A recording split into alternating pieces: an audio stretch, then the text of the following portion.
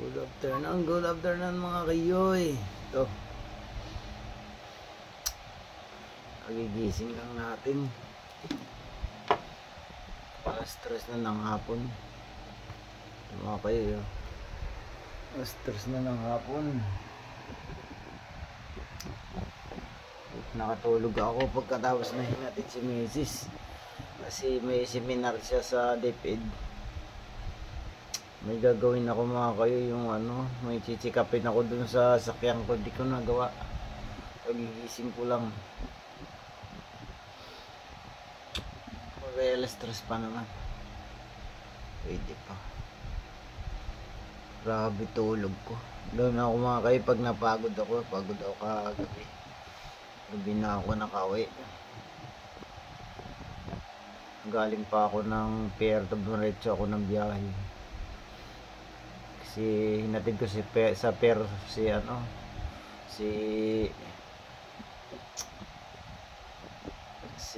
George Lamuste, aking pinsan.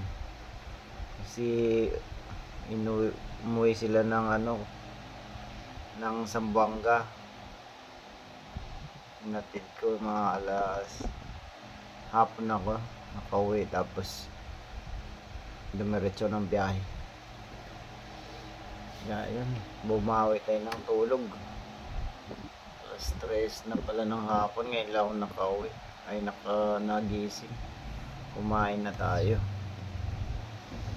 Kanina alas 7 gumising ako. Naligo, hinatid ko si Mrs. sa bayan ng 13. Kasi siya may seminar sa DepEd. Pagdating, sabi ko mapahinga muna akong konti kasi may gagawin nga ako. Wala, alas 3 na. Hilingin ako pag inaantok, parang inaantok pa ako. Parang gusto ko pa matulog. Ano ba yun? Tinamaan na naman tayo ng katamaran mga kayoy. Dahil tayo bukas, hindi natin na-check up pa kung ano yung meron ako naririnig doon na kumakalutog. Tinamad ako, makulimlim kasi mga kayoy. Tinamad akong kaya muna ako kanina. Sabi ko matulog muna ako. Tuloy, inaantok pa ako. Ano ba yan? Gusto ko talaga mga kayoy, pag dito sa bahay, pag ako lumag-isa, matulog na matulog. Halos nakalimutan ko nung kumain, matulog na.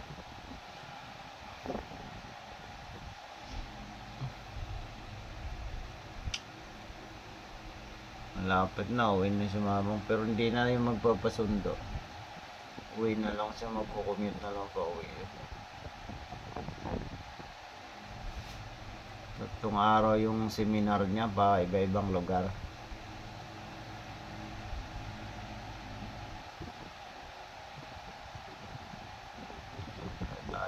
Biyahe.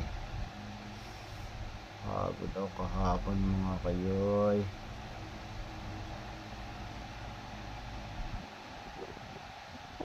Kasi lakas man ng ulan. Mga hapon hanggang gabi. Ulan.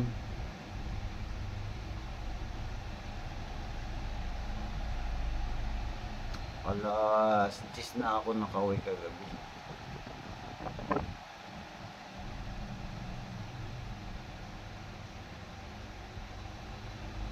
Kayo bukas wala tayong biyahe ngayon kasi araw ng Martes, coding natin, kaya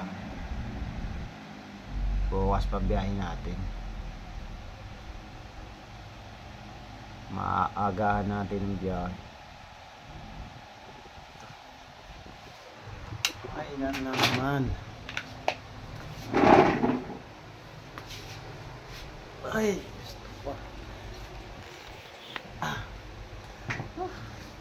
makakigaya naman. Tapos ko lang kumain. Ito na naman. Dadat ng taytay ni mamang. walang nagawa.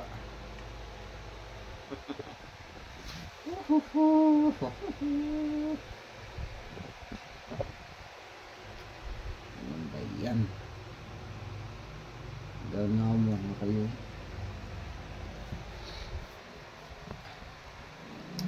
Ganun ako pag napagod, talagang bawi sa tulog. Tulog ng tulog. Mayroon pa nga ako minsan eh. Masama loob ko pag ginising ako kakain. Gusto ko lang matulog.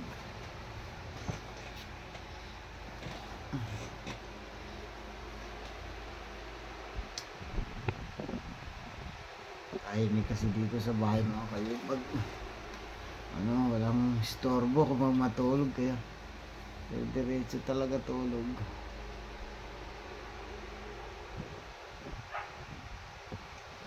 Lalo na nung nakabukas yung TV. Gusto kong matulog mga kayo pag nakabukas yung TV. Yung ba may magganong magsasalita. Sarap ng tulog ko.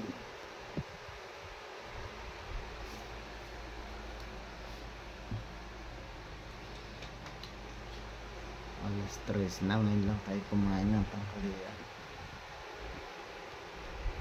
Makapala ng buhok natin.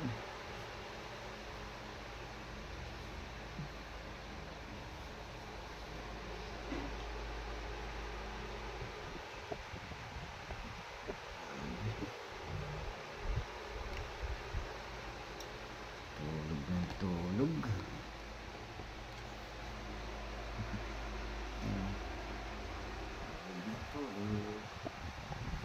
Labanan natin katutulog.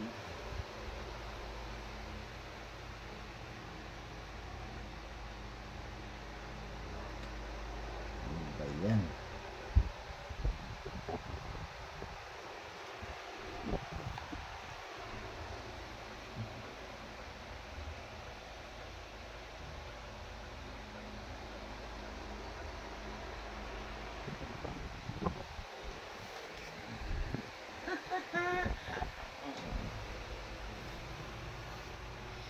Hindi na nga ako nabiyahe mga kayo ng maagang maaga. Dati alas 2 nandun na ako.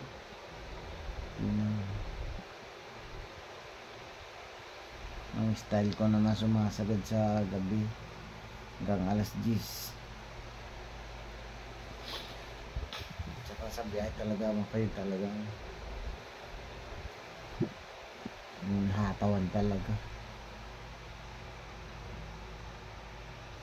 Uy, makakwenta ko lang sa inyo. Muntik na ako mga aksidente kahapon. Huling biyahe. Yung sa sa may Pailaya, sa may paglagpas ng SM13. May gasolinahan mga kayo doon sa Uno Gasoline Station. Kasi mga kayo,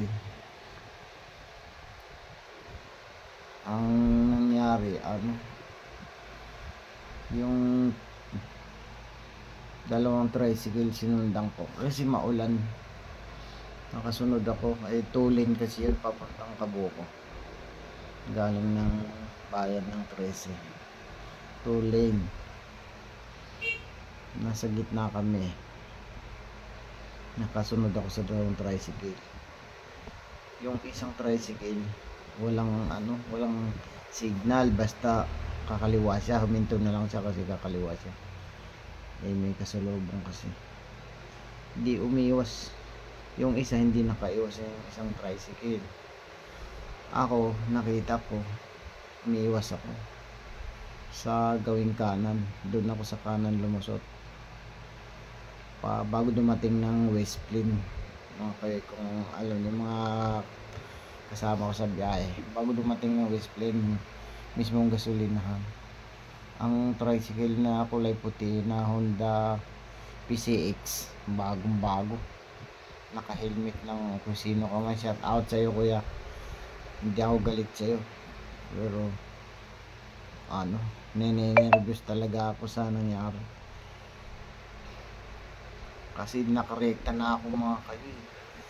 Nakarekta na ako. Bilis ko na. Hindi na kaya kahit prenuhan ko pa siya. Hindi abutin ko na talaga siya. Puno ako ng pasahero. Tapos nung sakto talaga pag salaksak ko ng pag saksak ko ng tersera, di nakatulin na yun. Kasi lumusot nga, inuunahan ko na yung tricycle na baka unahan pa kung lumusot, na inunahan ko na siya sa kanan.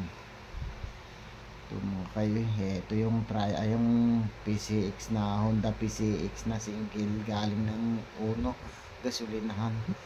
Doon pa lang pag umalis na, magkasing layo kami sa kalsadang pagtatagpuan namin. Malayo pa lang sa arangkada pa lang sa binusinahan ko na siya. Pagkabusina ko, hindi niya ako nang pinansin. Binusinahan, dire-diretso magsabay kami. Tumapak talaga siya sa highway na dadaanan ko. Eto na, mag-aabotin ko na sa binabarang ko sa ng busina. Paliwala sa kanya. Inilag ng konti, kamuntik na talaga. Grabe, nervous ko mga kayo. Sabi ko, naku, ngayon na ayaw kung mangyari sa akin. Simula akong nagmaniho, hindi pa ako na-aksidente mga kayo. Ayaw talaga. Buti naman na dinikit niya sa sa gutter mga kayo yung kanya. Talagang dikit na dikit sa gutter. Nakadiretso na siya. Kasi nakabalagbag siya, nakadiretso na siya, naka-start na siya. Sakto lang mga kayo. Kaperaso talaga. Abuti niya sa akin. Talagang kawawa yun, kakalagtarin ko yun siya kasi may gutter mga kayo. Sige, pag tinamaan ko yun, babalagbag siya, gugulong siya, may posibilidad na ilalim siya dun sa sakyan ko. Ay dun ako natakot. Tsaka accident prone talaga dun mga kayo.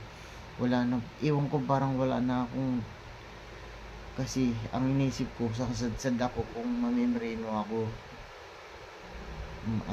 pag mamimreno ako, baka umikot ako o tatamaan ko yung mga tricycle na dalawang nakatigil doon sa may kaliwa sa side na gitna.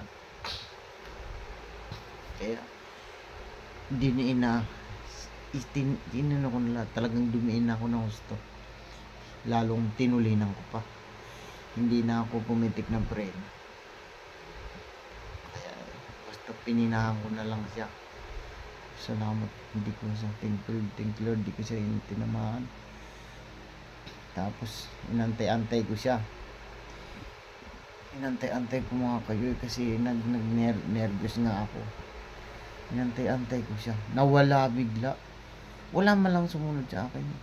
Inantay ko kung sigawan niya ako, sitayin niya ako dahil sa busina ko. Hindi ko siya, binabarang ko siya ng busina. Napakahabang busina.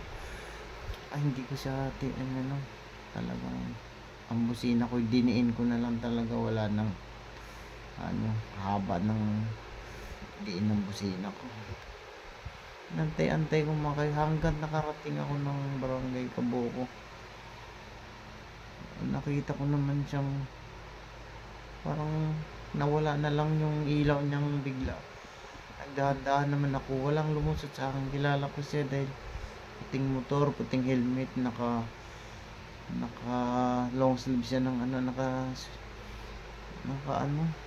naka t-shirt siya ng mahabang manggas na kulay blue, yung parang angkas, pero walang tatak na angkas, parang wala akong nakita. Wala talagang inintay-antay kung may makiusap, kung magalit pa siya. Nawala na lang. Kaya diretso na lang ako, pero yung nervous ko hanggat nakarating ako sa bahay. Grabe yung nervous ko. Kasi iniisip ko siya kung ano mangyari sa kanya kung tinamaan ko siya. Talagang kasi tatama siya sa gutter tapos babalik din sa akin sigurado. Mangingilalim talaga siya dun sa sasakyan ko. Parang kinikilabutan ako pag naisip ko siya mangyari sa kanya. Gamoy ako. Tagal ko nakatulog kagabi. Yung pagdating dito, hindi ko kininto kay Mrs. Nung umaga na sa ako kininto sa kanya na gano'n nangyari. Grabe. Meron talagang time na ganun. Kawan ng Lord naman. Parang inibas niya ako o ano. Basta tinigisan ko na lang yung hawak ng manubela ko. Wala, hindi na ako ng preno. Basta pinigilan ko na lang na hindi kami umikot. Hindi kami magpagulong-gulong ba ganun. Kasi may mga pasayro ako. 13 katao yung pasayro ko. Pang 14 ako. Kaya iningatan ko na lang, sabi ko bahala ka na, pasensya ka na kung anong mangyari sa'yo, basta siguraduhin ko walang mangyari sa mga sakay ko. Ganun ang iniisip. Walang tinamaan mga kayo. Kaya tayo mga kasama ko dyan sa multicam, tubliikan talaga tayo dyan sa lugar na yun bago mag West Plain, hanggang West Plain, hanggang dun sa diretso na yun. Kaharaan lang mga kayo, may bumaliktad kami kasama dun, si Master, pero sa akong Diyos okay naman siya. Grabe, doon pa lang nangyat sa akin. Ang dami na namin mga multicab driver na aksidente dun. Sabi ko eto na yun siguro yung time ko, yung talaga pumasa sa isip ko. Mga na yun mga kayo, mga mag-alas 10 ng gabi, huling biyahe ko na. Kasi uwi na nga ako yun. Pagbalik ko na ako. Pagbalik ko, tingnan ko kung muntik na ako dyan. Kinikilabutan ako. Muntik na ako sa sando ngayon. Grabe mga kayo. Ang sasabihin ng mga kasama ko kung nangyari sa akin nun, sabihin nun, pagod na kasi galing na sa Maynila, dumiretso pa ng biyahe. Sigurado ganun sasabihin sa akin. Kaya ganun nangyari, hindi niya na control yung sarili niya. Pero wala kayo, hindi man ako kaya naman. Hindi pa naman ako pagod talaga. Lang, parang nawalan ako ng diskarte na pero ewan ko, di ko alam anong diskarte dun. Sa gitna kami, 2 lane kasi yun, sa kaliwa, sa gitna kaming linya, sa 2 linya na sa gitna kami, mayroon pang sa kanan talaga ang overtake, kasi double lane yung gitna, kaya bawal mo overtake doon. Kaya humintungan yung tricycle na dalawa na sinusundan ko. Siyempre ako na may malayo pa, libre naman sa huli ko, tingin sa Admiro, libre. Kumabig ako ngayon, uunahan ko na yung tricycle kasi libre naman walang nakasunod, kaya kumabig akong kanan. Ito, sinabayan ako ng motor na single na galing nagpagas. Ewan ko sa kanya, parang hindi niya sa nakakarinig. Doon pa lang sa kaalis lang niya sa gasolinahan, binusinahan ko na siya. Hindi talaga siya lumingon, diretso talaga siya sa kalsada. Sakto lang yung kalsada na yun para sa akin, kasi may nakahintungan tricycle sa side, sa kaliwang side. Wala, hindi siya lumingon. Iginilid niya lang, pagtapak niya sa kalsada, iginilid niya. Buti na igilid niya pa, kaya hindi ko siya tinamaan. Kung nakabalagbag siya, nakabalagbag yung motor niya, sasabitan ko yun, iikot siya, pasakay, punta sa gutter. Anong nangyari sa kanya. Nakakatakot. Mga kayo, share lang. Kaya ano, kayo naman, share ko lang para sa tropa ko dyan. Ano, kahit ano, ingat din, mabibiglaan na lang. Pag biglaan talaga, parang wala ka nang magagawa. Diyos ko po, pinapagan lang ako. So, kaya ano, talagang yapos ko na yung manobela na wag iikot, wag ka, yun na talaga. Grabe mga kayo. Wala akong biyahe, hindi ko makwento sa tropa, kaya binidyo ko na lang.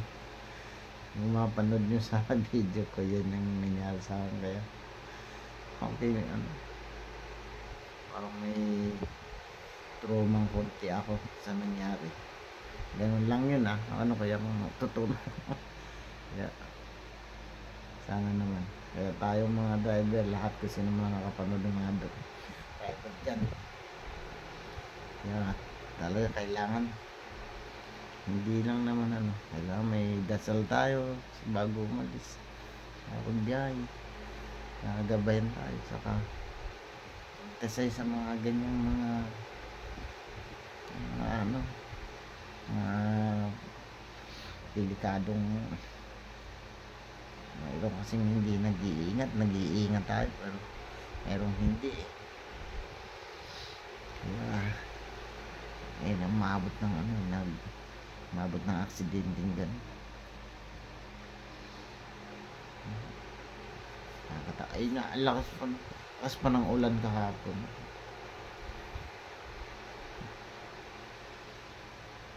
Grabe, nakakatakot. Ang dami na talagang aksidente sa lugar na. Hindi lang pa naman ang aksidente dyan ng ano, talagang puro grabe ang aksidente dyan, hindi basta simpleng aksidente lang. Ang dami niyang naibuwis na buhay dyan sa lugar na yan. Kaya tatakot ako. Akala ko ano na ako dyan.